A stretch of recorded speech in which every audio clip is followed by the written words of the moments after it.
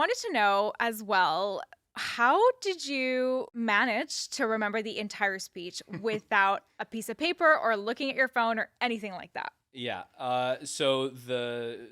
Honestly, it's a very short answer. It's once I knew I had at least close enough to a final draft where I was like, hey, I can say this.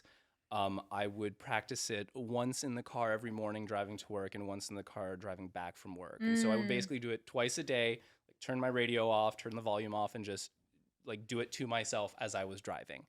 And then like I was able to practice, kind of like remembering the things I wanted to say when I wanted to say them, but then like the intonation, the flow, and also trying to anticipate as much as possible, like either crowd reactions or things like that, which I ended up getting wrong completely. I didn't know when the crowd was going to react in the end, but yeah, so twice a day for like probably a good month or two. Wow. And so, and it starts with like before the car, obviously, like you're reading it and you're putting it down and you're reading it.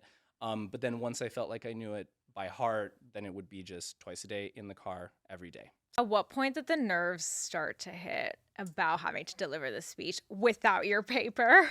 They hit on the wedding day.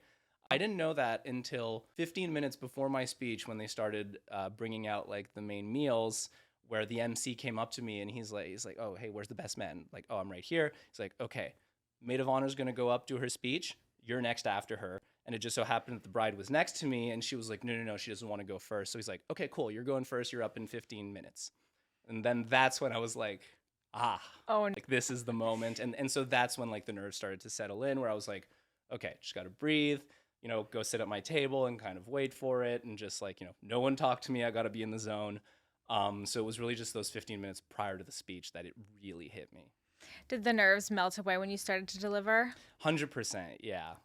It kind of helped that like the beginning of my speech was a little more impromptu. And I feel like that helped my nerves melt away and also kind of put the crowd at ease. I'm cool, calm, and collected, and I'm ready to just talk as if I was back in my car. Mm. Did you have a backup plan for if, God forbid, you had fumbled mid speech? I didn't. Like I was just I just felt like if I give myself that fallback, it's going to mentally prime me to have that fallback and then potentially use it